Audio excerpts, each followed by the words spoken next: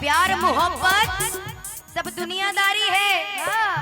आज प्यार के नाम पे प्यार एक दिन का होता है।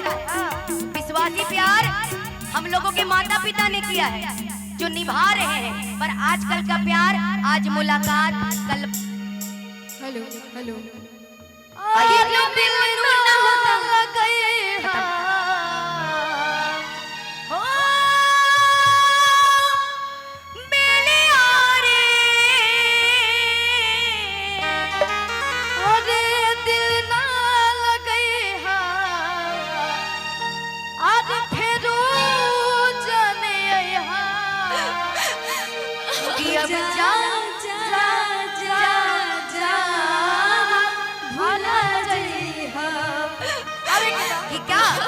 कि तोरा बिना दुनिया बेजान लागे राजा हो, कि जियते शरीरिया मेरा लागे बाबू हो।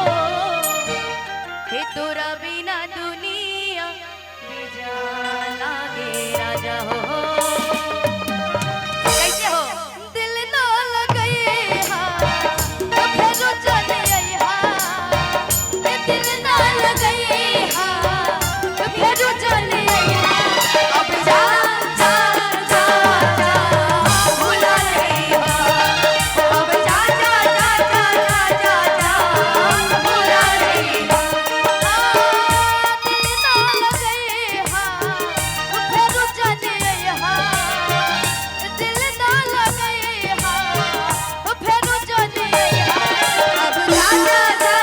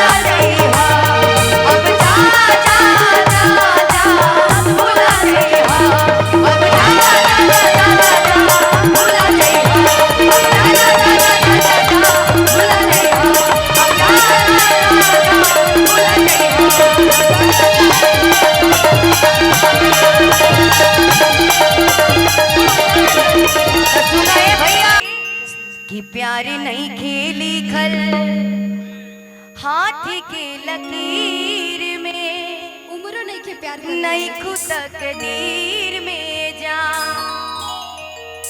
बिना म्यूजिक के कि जान गई नहीं हो जा जाने गई नी जान कि जाने गई नी ये हो जान, अरे जाने गई नी जान प्यार नहीं खेली कल, प्यार नहीं खेली कल,